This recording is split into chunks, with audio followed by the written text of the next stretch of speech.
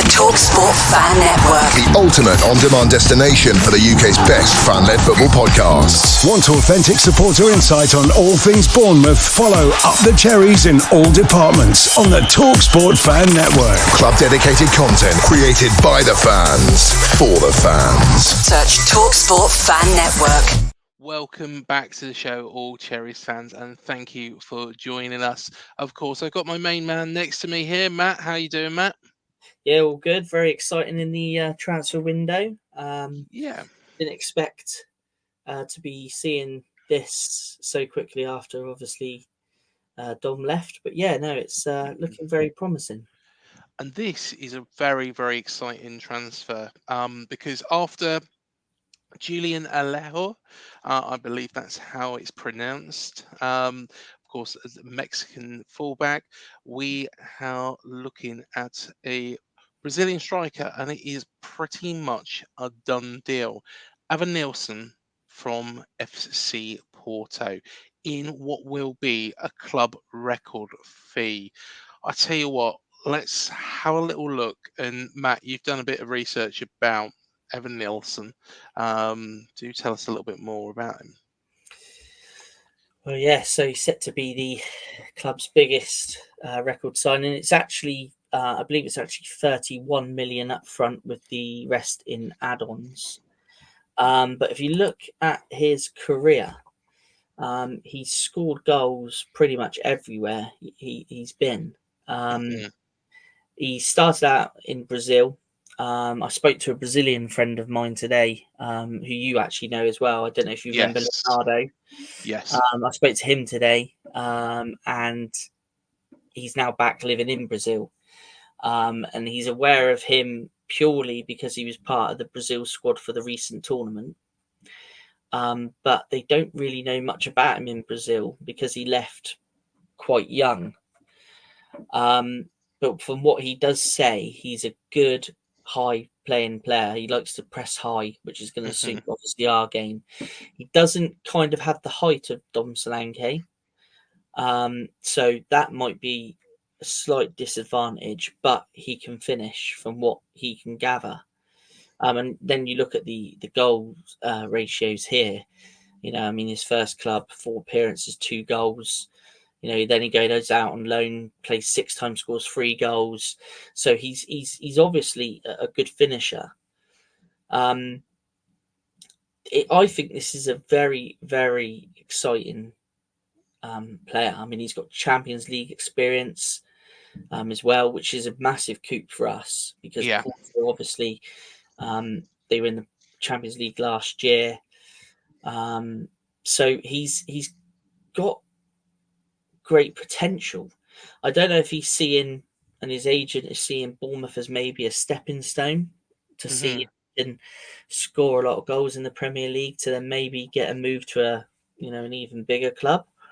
Who knows? But I mean, for the moment and for the foreseeable future, if he does pass the medical and he becomes a Bournemouth player, this is going to be an absolute massive asset for us.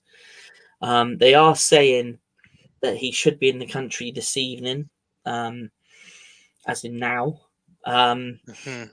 doing his medical. And they say if they can get international clearance by 12 p.m. Friday, he will be available for selection on Saturday. Even if they do get it past 12 o'clock, they do get it through. I'd be surprised if he was part of the squad on Saturday because I think Iriola's one of these that likes to bed him in. So without any training or anything like that, I'd be surprised if he was included in the squad. But be fantastic to see. Absolutely fantastic to see. Yeah, I think he's. It's a very, very, very exciting signing. This somebody who is proven, somebody who has got a hell of a lot of potential, somebody who is going to grow into this sort of role. And let's be honest, he's been at Porto for quite some time now, and has really proved himself in the Portuguese league, which, as everybody will know, players that have played in the Portuguese league, do tend to find the Premier League to their liking. So I honestly think that this is a great signing. We had to do something. We've got Enisu now, as well, who, of course, can play up front. But I think he's a very different striker to what Dominic Solanke is. And that's why I was so gutted when Dom left, is because, he does drop back. He creates so much more. That's what he's going to do for Spurs.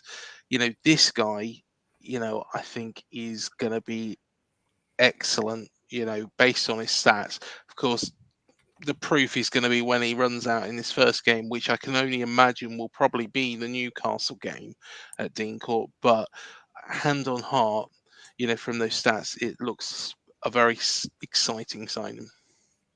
Oh yeah, massively. It's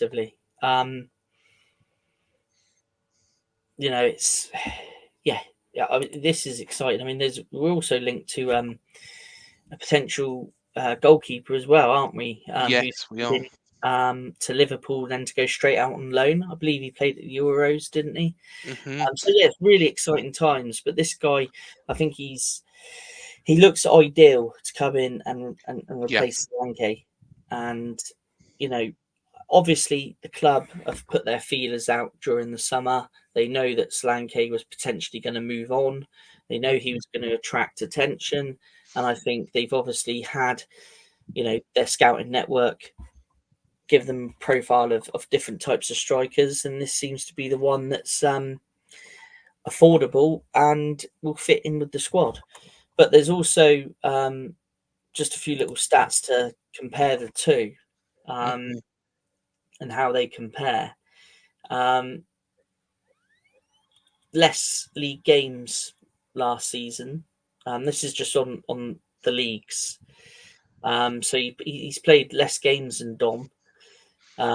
13 goals in return for 27 appearances, but his shooting accuracy is actually 51%, which is slightly higher than what Dom's was across 38 games. So, yeah, I think he's going to be... Is he going to come into the Premier League and score 30 goals?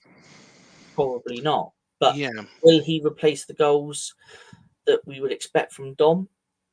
Hopefully. Yeah, if he can come in and settles in well. Obviously, he's played in Brazil. He's played in Portugal. Coming to England, it's a different climate, isn't it? He's got to, adapt to the English life and the English weather. But if he does that, he's got all the credentials to settle in well. Yeah, completely agree. And what you got to think is he's been consistent in Portugal, and that's a big part of it. I think it's a very exciting signing. I think we've got the players that are going to be around him who are going to really support him as well. And when you think of the signings that we made, they're players with lots of potential.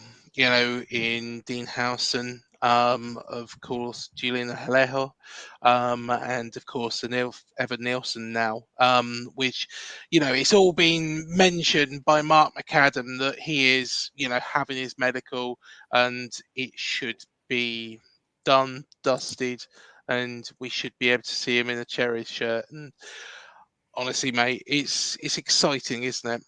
Yeah, it's exciting times. It's great to see, that we've managed to get a replacement for Dom. Obviously, so quickly, but obviously with no hiccups along the way, it should all hopefully run smoothly. And we should hopefully have an answer to the Dom situation, which is great. And like I say, all credit to the club and the likes of Simon Francis and everybody else, along the recruitment line that have obviously done this as quick as possible. They must have definitely done some planning over the summer. I think that's quite evident. But if they get this across, big money, it's great to see us signing someone for that kind of money, which is still small in comparison to, a lot of clubs across the Premier League and in Europe. But it's a real show of intent from the ownership as well, that that they're willing to put the money, reinvest the money from Dom back into the playing squad. And yeah, hopefully we shall see him in a Cherry shirt within hours. Fingers crossed. Fingers crossed. By all means, let us know what you think of Evanilson and also Alejo. What do you make of those signings? And of course, we've mentioned Dean Howson before, and Alex Paulson, who has gone out on loan. But I tell you what, yeah, but out there, isn't it? Yeah, it is. Yeah, it is. It's not gone down well with his previous club, has it? Really, but hey ho, who cares? But let us know what you think. Fingers crossed. We will get off to a great start against Nottingham Forest on Saturday. And we've got a good record up there. I'm confident. Who do you reckon will lead the line? Do you think Semenyo will lead the line if Evanilson isn't playing? I'm swaying that way myself. Yeah, I mean, I would say, yeah, definitely. For me, it would be him that leads the line. I think, for our new Brazilian striker, it's great to say Brazilian striker because he's also been part of it. I think he's got 2 full caps for Brazil as well. So he's on Brazil's radar. But yeah, I think I'd love to see him, make his debut on Saturday. Absolutely love that. But I think it's probably going to be too early. Mm-hmm. I think I'd like to bed him in with the squad for a week, and I think we probably see his first appearance against Newcastle. But yeah, if he leads the line on Saturday, then happy days. But if not, we've got the options there. We also got Clivert; he could play there. I don't think we'll see Jebison lead the line. I don't. I think now, with, this transfer, once this is completed, I think that will then, be the time that Bournemouth will be looking at letting him go out on loan. But I totally agree with you on that one. I would imagine Semenyo will lead the line and take the 3 points. Fingers crossed. Fingers crossed. Thank you, everybody, for joining us. Hit likes, hit subscribe, hit the bell. And we shall see you in the next video. Thank you for joining us. Talksport Fan Network. The ultimate on-demand destination for the UK's best fan-led football podcasts. Want authentic supporter insight on all things Bournemouth? Follow Up the Cherries in all departments on the Talksport Fan Network. Club-dedicated content created by the fans, for the fans. Search Talksport Fan Network.